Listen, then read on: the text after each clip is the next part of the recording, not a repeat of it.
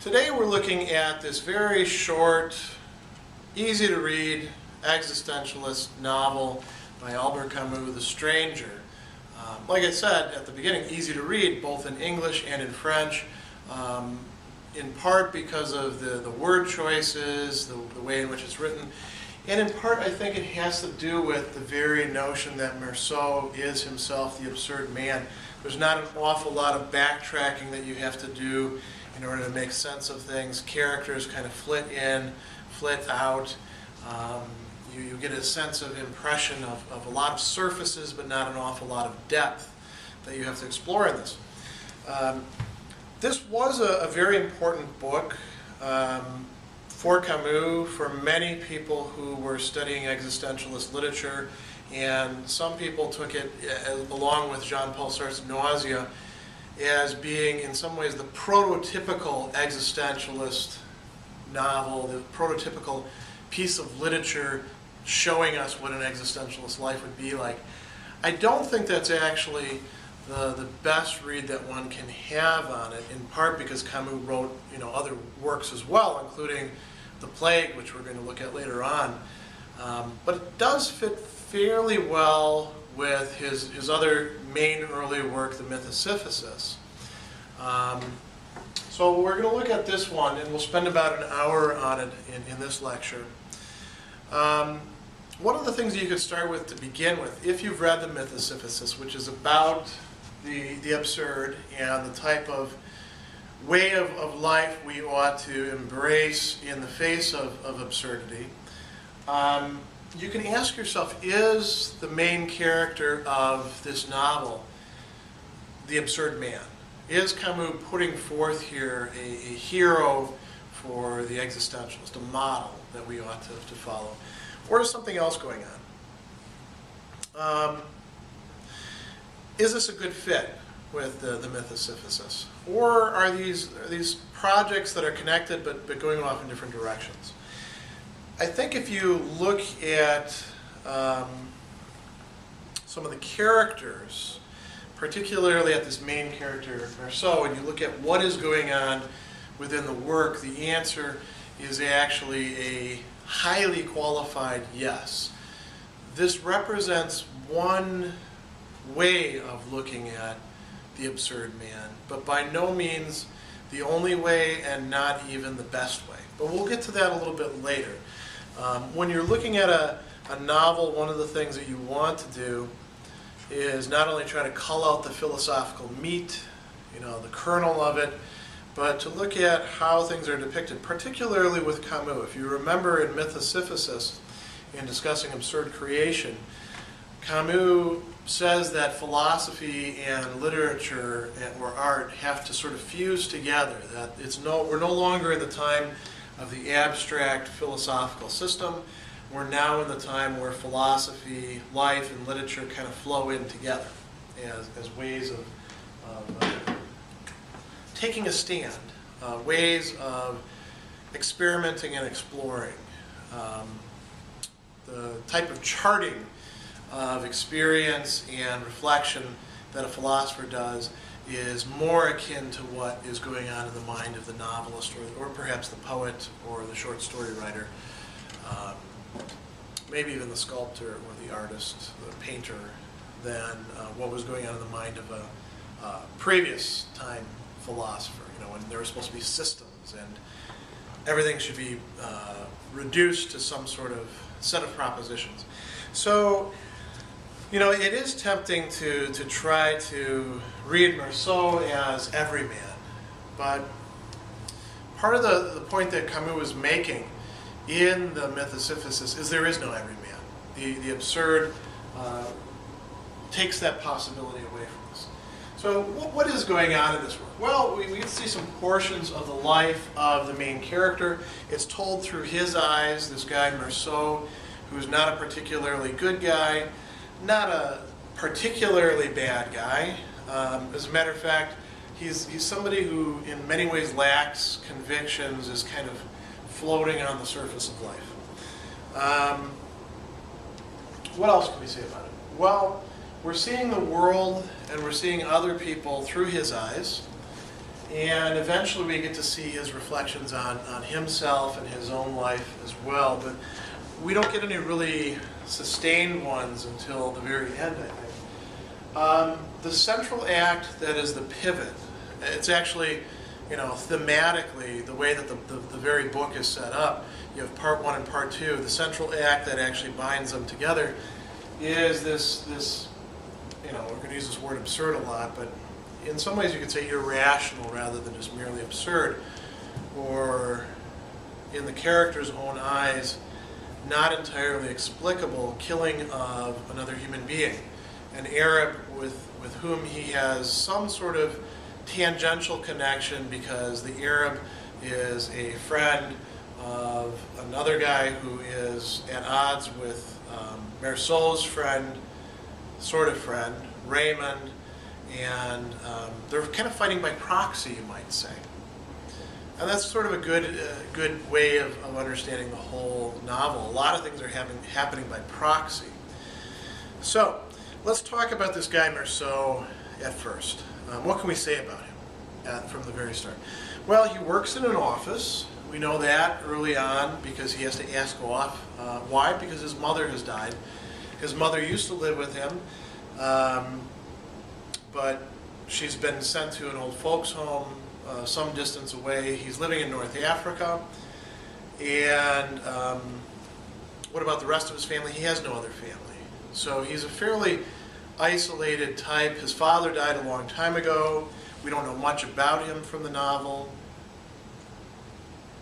We don't hear about any other family, so that's not really central to him. So what are this guy's attachments? What else is he surrounding himself with? Well, he's got his office mates, and there's a little bit of talk about that. There's the boss of his office. But the people who really end up mattering more are these kind of accidental friendships that occur. And one romantic partner, Marie. So we're going to talk about each of those in turn. But first we want to ask about, or at least pose the question, this guy Meursault, what is his character like? What is the kind of life that he has on some level? Maybe not so much consciously or deliberately, but just by falling into it or allowing it to take hold of him. What is the life that he has chosen? What are the values that he actually holds dear, espouses, cherishes? These are hard to answer, in part because, again, he is the absurd man. He doesn't really seem to have an awful lot of values. But we'll see precisely how this plays itself out in a couple minutes. So we've got this guy Meursault, now we've got him in place. Who else is playing an important role in the story? Well, his mother, I suppose, who's dead at the actual start of it, and he never actually names her. He tells us a few things about her. For example, when she was at home with me, Mama used to spend her time following me with her eyes, not saying a thing. For the first few days she was at the home, she cried a lot. But that was because she wasn't used to it. A few months later, and she would have cried if she'd been taken out. She was used to it. That was partly why I didn't go there much this year, he says.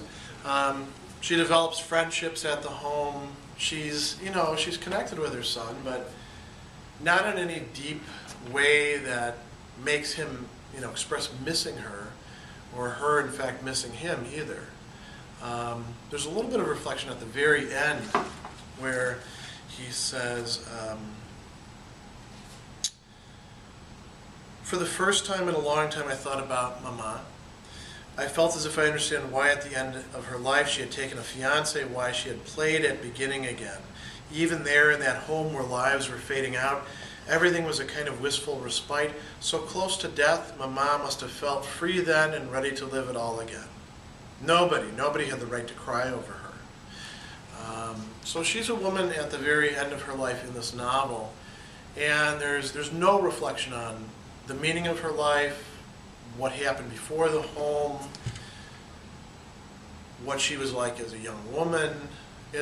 She's just treated as sort of this person at the very end, and the novel begins with her death and her funeral. Who else? Another woman who's very important in the novel, Marie. What can we say about her from the very start? Well, he introduces her in chapter 2, and he says, "In the water I ran into Marie Cardona, a former typist in our office, whom I'd had a thing for at the time. She did too, I think, but she'd left soon afterwards, and we didn't have the time." So he goes swimming with her, and he talks about, she turned towards me, her hair was in her eyes, and she was laughing. I hoisted myself up next to her. It was nice, and sort of joking around, I let my head fall back and rest on her stomach. She didn't say anything, so I left it there. And they become entangled romantically and sexually, and they just sort of fall into it. They're both attracted to each other in the past. How did he meet her? Originally just through the office. So it's one of these chance encounters that then plays itself out again. But she will become a very important character through this. Another character who's quite emblematic, though maybe not important, is Salamano. And he describes him this way. He's talking about him in terms of his dog. He was with his dog. The two of them have been inseparable for 8 years. The spaniel has a skin disease, mange I think, which makes all of its hair fall out and leaves it covered with brown sores and scabs. After living together for so long, the two of them alone in one tiny room, they've ended up looking like each other. Old Salamano has reddish scabs on his face and wispy yellow hair. As for the dog, he's sort of taken on his master's stooped look, muzzle down, neck straining. They look as if they belong to the same species. So the same, old phenomenon that people have noted with, old couples looking like each other is happening with this guy and his dog. It sounds almost idyllic, and then he switches it by saying, yet they hate each other. Twice a day at 11 and 6, the old man takes the dog out for a walk. They haven't changed their route in 8 years. You can see them in the Rue de Lyon, the dog pulling the man along until old Salamano stumbles. Then he beats the dog and swears at it. The dog cowers and trails behind. Then it's the old man who pulls the dog. Once the dog is forgotten, it starts dragging the master along again, and again gets beaten and sworn at. So they're both engaged in this dynamic where they're essentially pushing each other's buttons. And of course, the old man has more agency. He's stronger. He's the one who gets to beat the dog. The dog is just a dumb animal, and he says, "This has been going on for 8 years. Celeste is always saying it's pitiful, but really, who's to say?" This is typical Meursault observation. Who's to say? I said good evening, but the old man just went on cursing, so I asked him what the dog had done. He didn't answer. All he said was, "Filthy, stinking bastard." Then, without turning around, he answered with a kind of suppressed rage, "He's always there." So you have these two almost joined at the hip, one human, one non-human beings, the old man and his dog, and they're emblematic of something. You can see echoes of the discussions in the Myth of Sisyphus in this. They're condemned to be with each other. And then later on, when the dog disappears, the old man doesn't know what to do. Who else is important? Centrally important, this guy, Raymond. And he talks about him first as my other neighbor. Raymond is a guy of fairly bad character and repute. He says the word around the neighborhood is that he lives off women, but when you ask him what he does, he's a, quote, warehouse guard. Generally speaking, he's not very popular, but he often speaks to me and sometimes stops by my place for a minute because I listen to him. I find what he has to say interesting. Besides, I don't have any reason not to talk to him. His name is Raymond Sintes. He's a little on the short side with broad shoulders and a nose like a boxer. He always dresses very sharp. And once he said to me, talking about Salamano, if that isn't pitiful. He asked me, didn't I think it was disgusting, and I said no. And so Raymond, is reacting to Salamano. You notice Meursault says, well, I don't really care. It's not really my business. I'm not making a judgment about it. They become connected, and he describes himself as a guy who has a short fuse, and he gets himself embroiled in all these different things. He has underworld connections, so he's kind of, if not a criminal himself, sort of on the edge of that. There's a few other important characters, not of great importance, but they'll turn up later on. There's this guy Perez who was, engaged to Meursault's mother towards the end of his and her life. This guy Celeste who runs a restaurant. There's Myursault, to whose place Marie and Meursault and Raymond are all invited on the day where he does kill the Arab. There's the Arabs themselves, who are just depicted as these figures who come in and come out. There's a girl involved as well with Raymond. But none of them get described in any great detail. There's a lawyer for Meursault who shows up a little bit later on, and he is worth talking about a little bit. He describes him as short and chubby, quite young, his hair carefully slicked back. Despite the heat, he had on a dark suit, a wing collar, and an odd-looking tie with broad black and white stripes. Says that his case was a tricky one, but he had no doubts that they'd win if Meursault trusted him. And then he, goes through and he explains some things, and he wants to get Meursault to be a good client and to show remorse and to say that he did mourn his mother and all those sorts of things, but he's not able to get cooperation out of Meursault. Turns out to be a good histrionic lawyer. He's able to object at the right point and come up with decent arguments. There is a prosecutor who is also described and plays an important role, because he's the one who actually gets Meursault convicted and sentenced to death. He talks about him as a tall, thin man dressed in red and wearing a pince-nez, who was carefully folding his robe as he sat down. The prosecutor is pretty sharp, given to making arguments that put Meursault in the worst possible light. And then finally there's a chaplain towards the end of the novel, and the chaplain has been trying to, towards the end, is trying to pester him. He wants him to feel remorse, to seek forgiveness, to accept God into his life. And the chaplain, is not so much obsessed, but this is his job, this is his set of values. Meursault talks about him being in some ways gentle, but also kind of a pain, kind of bothersome. And eventually he'll blow up at him. So, these are the main characters that we've got so far. What's the action? What's going on? When we talk about plot in a novel, particularly a philosophical novel, there are certain things that we want to pay close attention to. So, we want to know, first of all, what happens, right? Any time that you have a plot, it's a matter of this thing happened, then that thing happened, and they were connected together in some way. Otherwise, it's just, sound and fury signifying nothing, right? It's just a bunch of incidents all thrown together. And when you first read through this, you might actually get the sense that Camus is depicting just a bunch of juxtaposed events that have no intrinsic connection with each other. That's not really the case, though. The type of life that Meursault is leading doesn't necessitate what happens on the beach with the Arab and the shooting, but it leads him into it. And that event gets him into the meshes of the French justice system. And once you're in there, the wheels turn and things happen the way that they do with a certain kind of regularity.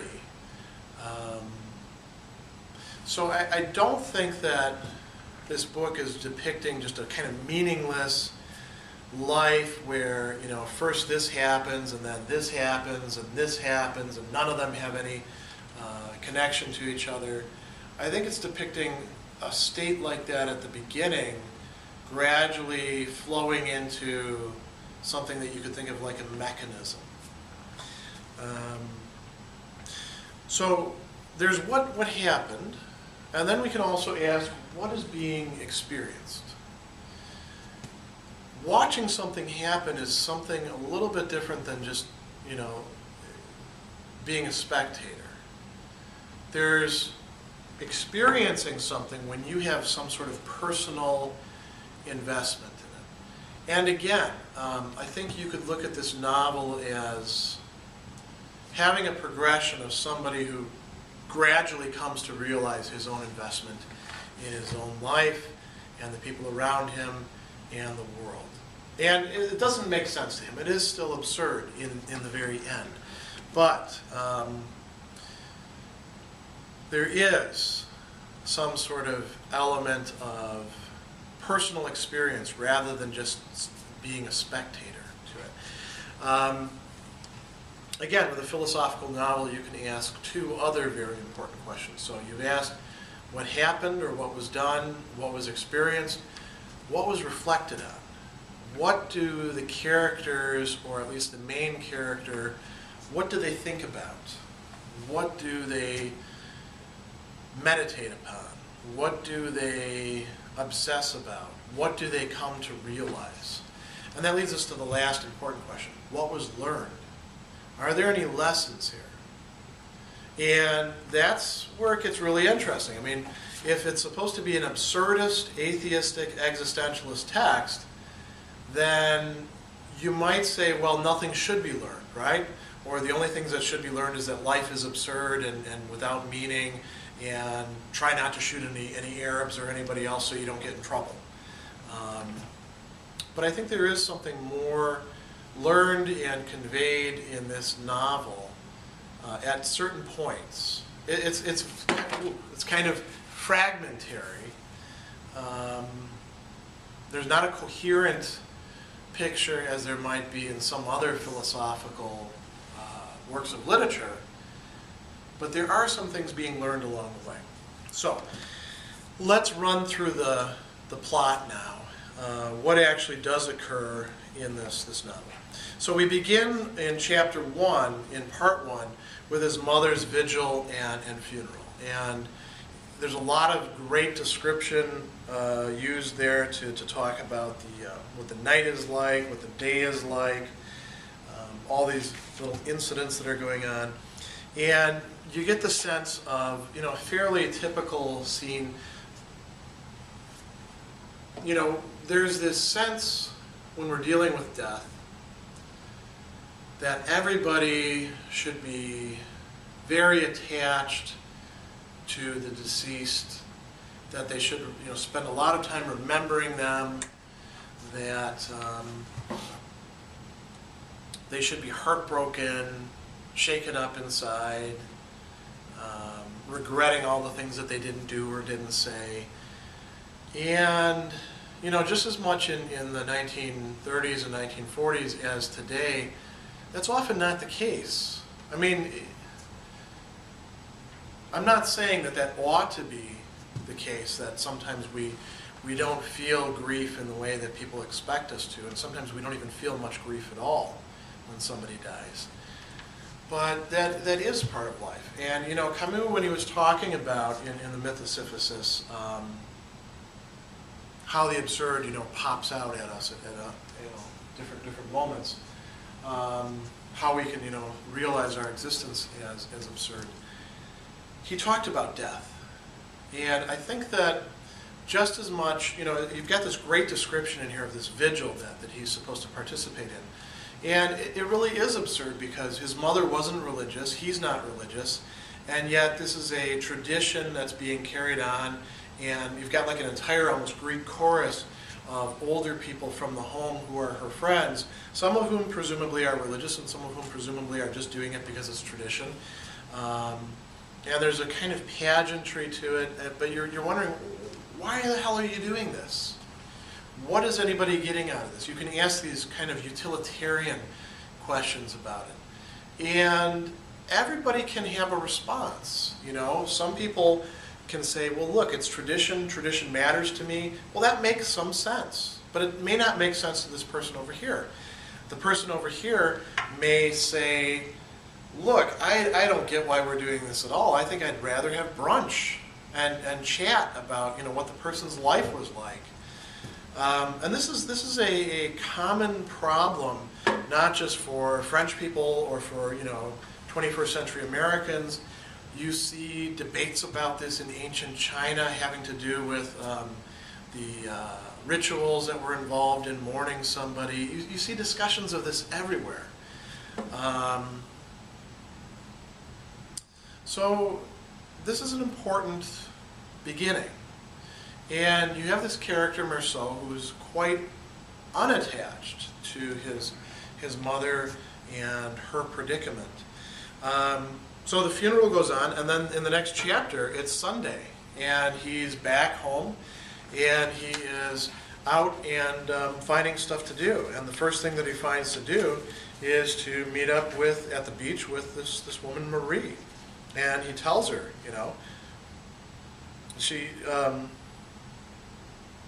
catches up with her, you know, they're swimming.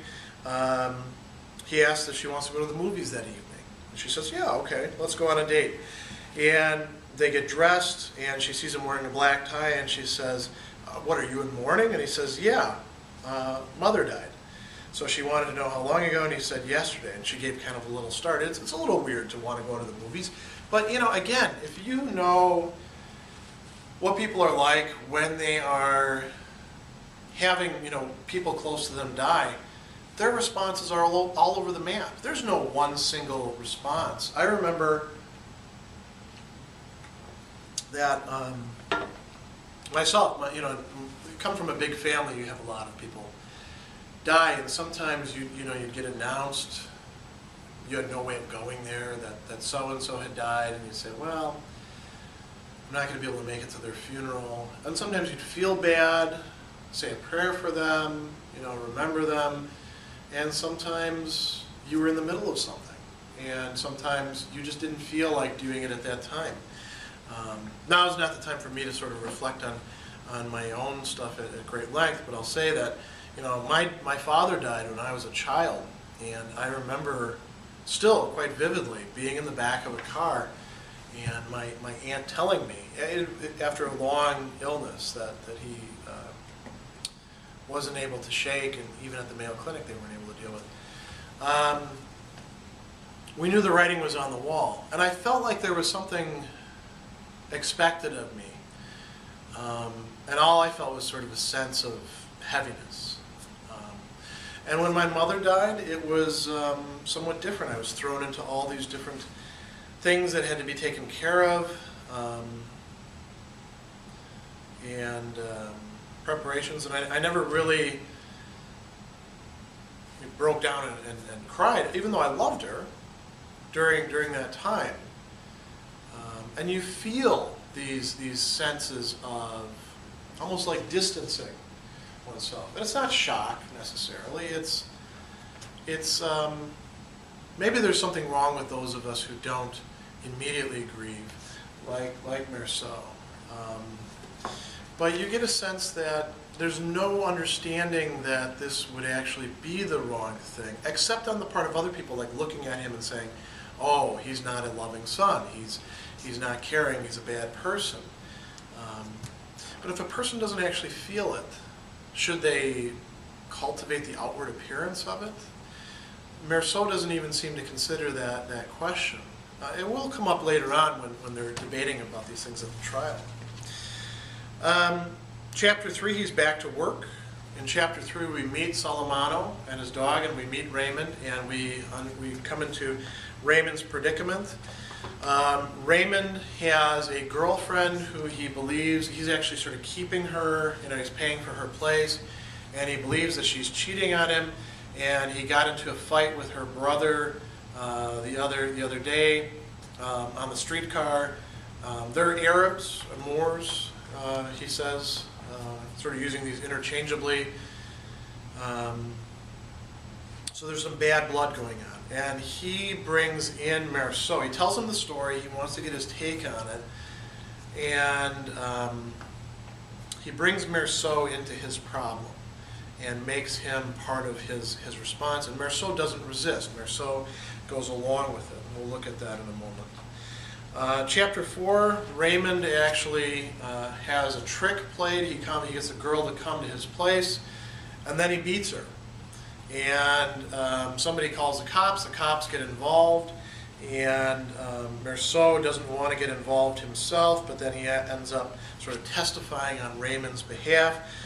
Another important thing happens. Salamano loses his dog, and there's a question about what he's going to do. And what you see in both of these cases is Meursault being there with other people, but not fully being engaged, talking with them, even in some ways almost commiserating with them, but not fully. I'm going to read you this passage. From a distance, I noticed old Salamano standing on the doorstep. He looked flustered. When we got closer, I saw he didn't have his dog. He was looking all over the place, turning around, peering into the darkness, muttering incoherently, and then he started searching the street again with his little red eyes. When Raymond asked him what was wrong, he didn't answer right away. I barely heard him mumble, "Stinking bastard," and then he went fidgeting around. I asked him where his dog was. He snapped at me and said he was gone. Then all of a sudden the words came pouring out. And he tells him about what's going on. And the old man gets very worried that somebody will take the dog away from him and that nobody will take him in, and that they'll take him to the pound. And then he said, this is Meursault. So I told him he should go to the pound and they'd give the dog back to him after he paid a fee. He asked if it was a big fee. I didn't know. Then he got mad. Pay money for that bastard? Ha! He can damn well die. And he started cursing the dog. A little bit later, the old man comes up to Meursault's apartment and he says, they're not going to take him away from me, are they, Monsieur Meursault? They'll give him back to me. Otherwise, what's going to happen to me? This old man has the sense that this dog is too much a part of him, and he doesn't know what will happen to him afterwards. I told him that the pound kept dogs for 3 days so that their owners could come and claim them, and then after that they did with them as they saw fit. He looked at me in silence. Then he said, "Good night." He shut his door, and I heard him pacing back and forth. His bed creaked, and from the peculiar little noise coming through the partition, I realized he was crying. For some reason, I thought of Mama. But I had to get up early the next morning. I wasn't hungry, and I went to bed without any dinner. So what you see in this is represented narratively. Meursault doesn't feel bad for the old man. He notices that he's crying. It reminds him, for some reason that he can't quite place, of his own, perhaps buried grief for his mother. And then he just resorts back to the sort of routine. Well, I'm going to go to bed. I'm not hungry, so that'll be it. Chapter 5, moving on a little bit more, we have this fatal invitation by Raymond's friend, Masson, through Raymond to go out to his beach house. And there's an important passage where Marie asks him about, are they going to get married? Chapter 6 is leading up to this central event. They go to the beach, they have a very nice time, except the Arabs follow them along, and eventually there's a confrontation between an Arab and Raymond. Raymond has brought along a pistol too, by the way. He's going to, use deadly force. And the Arabs have knives. So things are coming to a head. They go back to the beach house. The Arabs are still out on the beach in a different spot. And Meursault asks Raymond for his pistol just to, keep it away from him so he's not going to get himself in trouble, puts it in his pocket. He goes out, takes a walk, and he runs into one of the Arabs. And he knows that he could get away, he could back out of this, but he doesn't. And then something happens. And we'll look at that in a moment. After that, the rest of the novel, part 2, is concerned with, now he's part of the justice system, what's going to happen to Meursault. So, chapter 1, he's arrested, he meets his attorney. Chapter 2 is about prison life, and he sees Marie through one of those, glass things. Chapter 3, the trial begins. The judge begins preparing the case, examining him. Slightly different justice system. Judges are much more hands-on than they are here in America. The witnesses get called, and each one of the witnesses is asked to, say something that, in the prosecutor's eyes, is used to, tear down Meursault's character. The defense attorney is using it in some ways to build him up, and in other ways to just sort of, try to hold off the attack that's taken place. Chapter 4, the two different attorneys give their summations while Meursault is sitting there listening and waiting. There are two different versions of Meursault's life, essentially, and then he's found guilty. The very last chapter is concerned with the time in which he's awaiting his appeal and execution, and it culminates in a moment of conflict with the chaplain who's been trying to see him over and over and over again. So that's the basic plot. Now let's look at some things a little bit more closely, a little bit more carefully. So first, this question: is Meursault the absurd man? There's a few things we need to keep in mind from a Camusian perspective. So, if you're Camus, writing the Myth of Sisyphus and then writing The Stranger, there is no one single absurd man who stands for everybody's experience of absurdity. That can't work. There can't be this absurd existence, this absurd existence, this absurd existence, and they can have some things in common, but there's no one single thing. So the guy in here is not every existentialist, every atheistic existentialist, every atheistic existentialist talking about the absurd. It's not that cut and dry. The other thing that we want to keep in mind is for Camus, if we're talking about the absurd, one of the things that we have to remember, it's not erasing very well, I'll put it down here, is that the absurd has three parts. It's not just one single thing.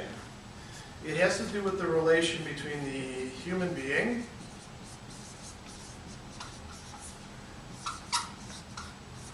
the world,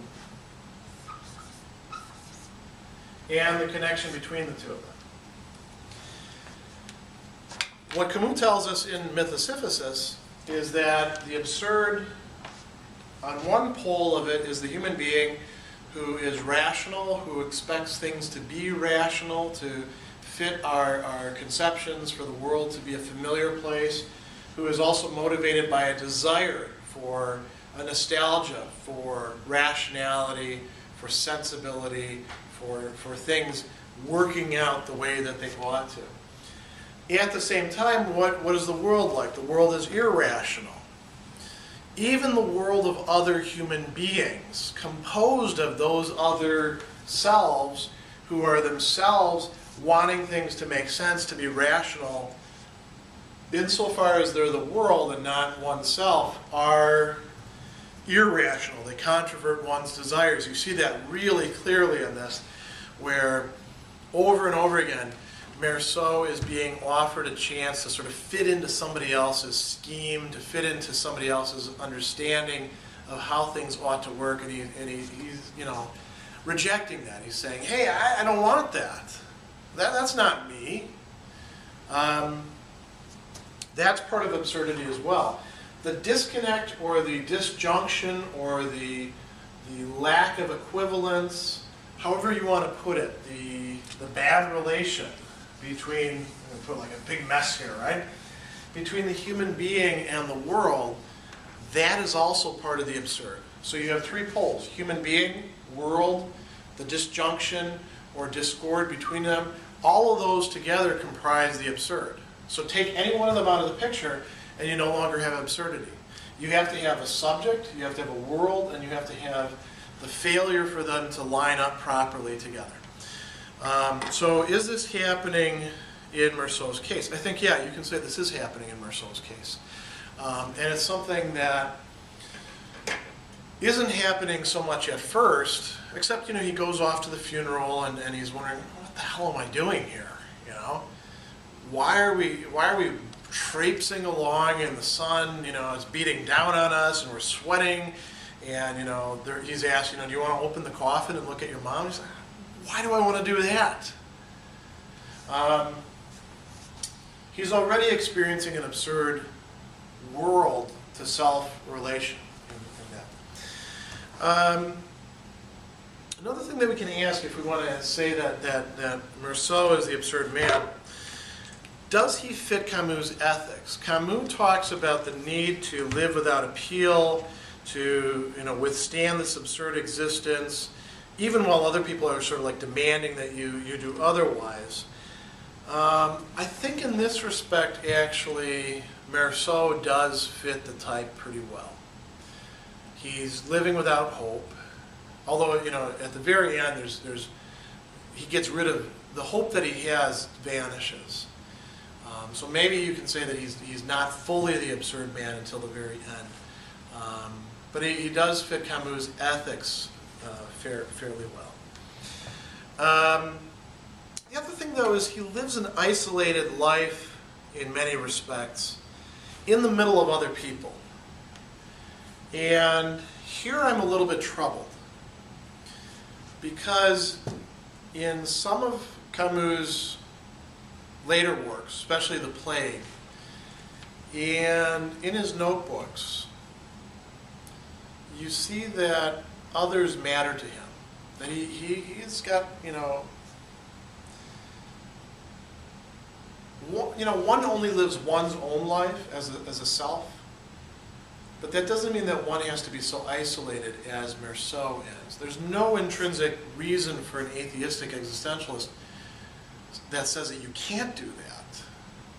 But I'm not sure that that's the model. I'm not sure that that's, for somebody like Camus, the best. Now, there are some problems in being able to arrange things in a hierarchy, and Camus tends to flatten things out instead. But I think you can say, this guy, his life is not as good as some of the characters in some of Camus' other works. So let's think a little bit more about his character then. He's not negative in the sense of opposing, resisting, even undermining, but he's certainly not positive. He barely commits himself deliberately to anything when he's offered lots of opportunities to sort of join in and commit himself. When there's opportunities for him to have a change of heart, to alter his direction, he doesn't take it. He just sort of floats along. And this happens in occasion after occasion after occasion. Sometimes when people are offering these to him, you might say, well, that would be a loss of his freedom or a loss of his dignity. But it's not quite so easy to say that in other cases, like Marie wanting to get married, or being offered the chance to participate in some sort of remembrance and mourning of his mother, or even to some extent the engagements with the attorney and the prosecutor to kind of make sense out of these things in a personal way. Those aren't necessarily bad things that would impinge upon his human freedom or his dignity or his life. It's kind of a troubling novel. I have a very different take on this reading it as a 40-year-old man than I did reading it as a 15-year-old teenager. And I think other people might have the same. So he's not really positive, he's not really negative. You can look at his relations with other people and what's going on. So I just want to focus on 4 in particular. One is Raymond himself. Now Raymond he's He's depicting himself as not a particularly bad guy, but he is a bad guy. And so Raymond says to Meursault,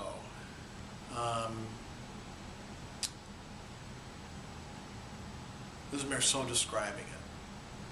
So you see, I wasn't the one who started it. He was asking for it. It was true, and I agreed. Then he told me that as a matter of fact, he wanted to ask my advice about the whole business because I was a man, I knew about things, I could help him out, and then we'd be pals. That's a key thing with Raymond, being pals. That's what draws in Meursault to this whole business. I didn't say anything. Notice Meursault's response. I didn't say anything. And he asked me again if I wanted to be pals. Now notice this response. I said it was fine with me. He seemed pleased. So he doesn't take a position. He just says, yeah, okay, we can be pals. He's not committing himself. And there seems like no thought going into it whatsoever. A little bit later, he's explained the whole situation to him, and he wanted to know what I thought about the whole thing. I said I didn't think anything but that it was interesting. So he won't give a judgment. He says, yeah, that's interesting, but I'm not going to actually say one thing or another. He asked if I thought she was cheating on him, and it seemed to me that she was. If I thought she should be punished and what I would do in his place, and I said, you can't ever be sure, but I understood his wanting to punish her. So again, sort of sympathetic to this essentially dirtbag guy. Not setting down any limits, not ever saying, no, I'm not going to do that. I won't go in that direction. Just having, sort of weak preferences for this or for that. That's the way Meursault is. The irony is, how does it end? I got up, Raymond gave me a very firm handshake and said, men always understand each other.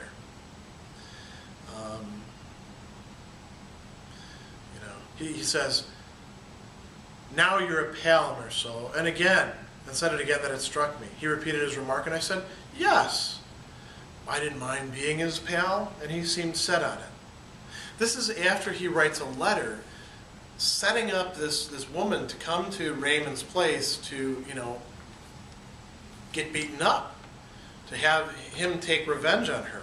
He doesn't think about it. He doesn't seem to, place any moral qualms in play about this. He doesn't express any real strong values, desires. All he has are these sort of, floating preferences. Let's look at Marie when he's talking with Marie, and she says, okay, here we go. That evening, Marie came by to see me and asked if I wanted to marry her. I said it didn't make any difference to me and that we could if she wanted to. Then she wanted to know if I loved her. I answered the same way I had the last time, that it didn't mean anything, but I probably didn't love her. This is pretty tough stuff. This is somebody about whom you might say, what's going on with this guy? He's either not understanding the questions that are being put to him, or he genuinely doesn't care about them, or he's, in some way maybe pushing her away, or he sees everything as meaningless, as absurd, as kind of flattened out, as having the same value. I think that's the latter. Love doesn't have any real value. I mean, he's willing to have sex with her because he knows that he enjoys that, and she, presumably she does too, but he's not really sure about anything like love. She says, why marry me then? I explained to her it didn't really matter, and if she wanted to, we could get married. So again, you see that same sort of floating along, well, if you want to do this, yeah, okay, that's fine by me. I don't really care one way or the other, and I'm willing to oblige you, sort of mentality. And then he said, besides, she was the one who was doing the asking, and all I was saying was yes. Then she pointed out marriage was a serious thing. I said, no. She stopped talking for a minute and looked at me without saying anything. Then she spoke. She just wanted to know if I would have accepted the same proposal from another woman with whom I was involved the same way. I said, sure. Then she said she wondered if she loved me and there was no way I could know about that. So again, you see the isolation of this character. He's just not connected with this woman who's proposing that they get married. And he's saying, yeah, if somebody else came along and said the same sort of thing, if I was sleeping with her, I would get married.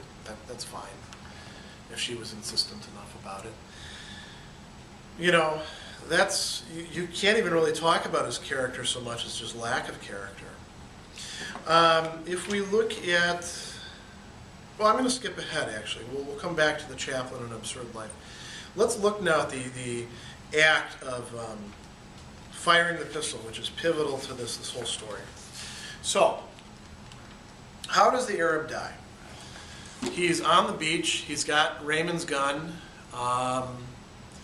The Arab is on the beach and has a knife, and he says, "It occurred to me all I had to do was turn around and that would be the end of it. But the whole beach, throbbing in the sun, was pressing on my back." So the world is, in some ways, impeding him, pushing him on. I took a few steps toward the spring. The Arab didn't move. Besides, he was still pretty far away. Maybe it was the shadows on his face, but it looked like he was laughing. The sun was starting to burn my cheeks, and I could feel drops of sweat gathering in my eyebrows. He goes on a little bit more about that. It was this burning which I couldn't stand anymore that made me move forward. I knew that it was stupid, that I wouldn't get the sun off me by stepping forward. So he's trying to, he's reacting. The human being has its instincts, has its reason. It's reacting to this world which is, controverting its desires, and he's just trying to get out of this irritation. I took one step forward, and at this time, without getting up, the Arab drew his knife and held it up to me in the sun. The light shot off the steel, and it was like a long, flashing blade cutting at my forehead. At the same instant, the sweat in my eyebrows dripped down over my eyelids all at once and covered them with a warm, thick film. My eyes were blinded behind the curtain of tears and salt. So he says, that's when everything began to reel. My whole being tensed up, and I squeezed my hand around the revolver. The trigger gave. I felt the smooth underside of the butt, and there, in that noise, sharp and deafening at the same time, is where it all started. He says, I knew that I had shattered the harmony of the day, the exceptional silence of a beach where I'd been happy. Then I fired 4 more times at the motionless body where the bullets lodged without leaving a trace, and it was like knocking 4 times on the door of unhappiness. That's the question that everybody wants to know. You shot the guy once. Why did you shoot him 4 more times? And Meursault was not able to give a satisfactory answer. When the magistrate asks him, in chapter 1 of the second part, the magistrate asked if I'd fired all 5 shots at once. I thought for a minute and explained that at first I'd fired a single shot and then a few seconds later the other 4. Then he said, why did you pause between the first and second shot? Once again, I could see the red sand and feel the burning of the sun on my forehead, but this time I didn't answer. Why didn't he answer? Later, the magistrate says, why did you shoot at a body that was on the ground? Once again, I didn't know how to answer. To try to make sense of this absurd disconnect while being present at the same time, which is what's going on in the irritation between the human being and the world, and especially with dealing with another human being, it's very difficult to put into words that another person can say, yes, that makes sense, I absolve you, I relieve you of responsibility, you did the right thing. Meursault is unable to do that with this experience that he has. He didn't actually do the right thing. I mean, he took somebody's life, he could have backed away, he certainly didn't have to shoot him 5 times, but he's unable to even make it fully explicable to the magistrate, in part because he's unable to make it explicable to himself. The prosecutor picks up on this in the trial and asks him why he shot 6 times. Again, he's unable to give an account of it. He says, did you go back to the spring intending to kill the Arab? No. Well, then why was I armed and why did I return to precisely that spot? I said it just happened that way. That's all Meursault can say is, it just happened that way. There's no meaning to it. It is absurd. Later on, the prosecutor will make a lot of hay out of the fact that Meursault never expresses remorse. He says, I heard him say, has he so much as expressed any remorse? Never, gentlemen. At this point, he turned in my direction. Not once during the preliminary hearings did this man show emotion over his heinous offense. And Meursault says, of course I couldn't help admitting that he was right. I didn't feel much remorse for what I'd done. But I was surprised by how relentless he went. I would have liked to have tried explaining to him cordially, almost affectionately, that I've never been able to feel remorse for anything. My mind was always on what was coming next, today or tomorrow. But naturally, given the position I'd been put in, I couldn't talk to anyone that way. I didn't have the right to show any feeling or goodwill. He's recognizing things about himself. It's interesting. Something that you could ask as a live question about this Meursault character is, could the world be absurd for him? Could he be the absurd man in that world without it necessarily being so for everybody else? If we go a little bit further, and I am actually going to skip over his prison experiences. Those are worth reading because there's a growing awareness, not necessarily like moral growth or personal growth, but at least a growing awareness of the condition that he's now in. There's a capping when he has now been condemned and he's hoping to have an appeal. And the prison chaplain is going to him, trying to convert him, not to waste his prayers on me. I grabbed him by the collar of his cassock. I was pouring out on him everything that was in my heart, cries of anger and cries of joy. He seemed so certain about everything, did he? And yet none of his certainties was worth one hair of a woman's head. He wasn't even sure he was alive because he was living like a dead man. And then he says, but I was sure about me, about everything, surer than he could ever be, sure of my life and sure of the death I had waiting for me. Yes, that was all I had. But at least I had as much of a hold on it as it had on me. I had been right, I was still right, I was always right. I had lived my life one way and I could just as well have lived it another. That's, again, that absurdity. There's no one single right way to do things, no right way to live for Camus. I had done this and I hadn't done that. I hadn't done this thing, but I had done another. And so, it was as if I had waited all this time for this moment. So he's having an epiphany now. But it's not an epiphany where, like, the heavens open up and now everything makes sense.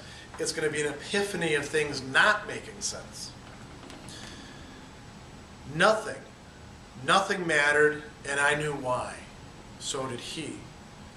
Throughout the whole absurd life I'd lived, a dark wind had been rising toward me from somewhere deep in my future, across years that were still to come, and as it passed, this wind leveled whatever was offered to me at the time, in years no more real than the ones I was living.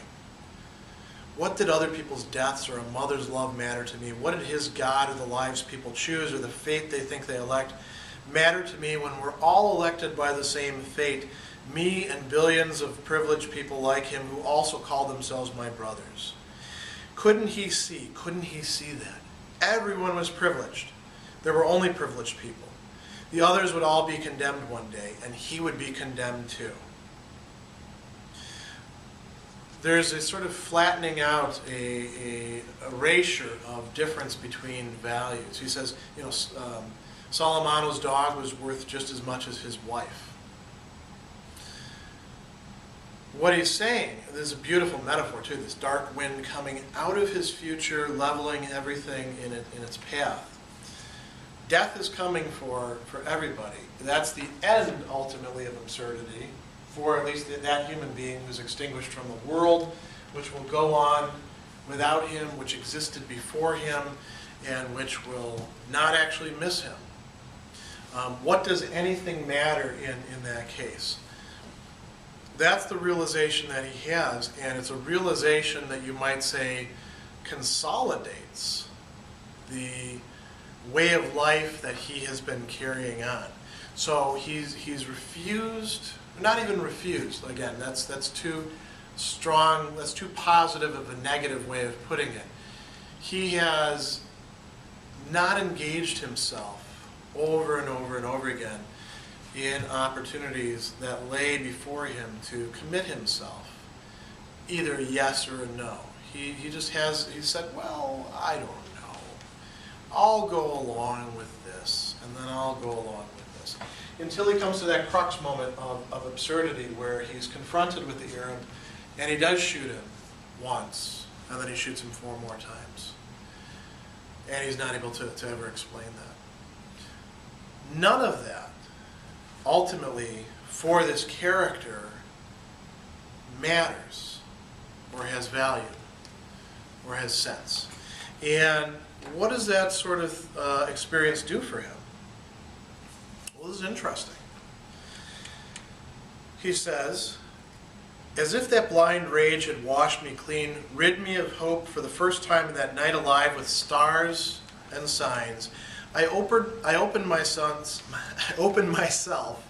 to the gentle indifference of the world, finding it so much like myself, so much like a brother, really. I felt that I had been happy and was happy again.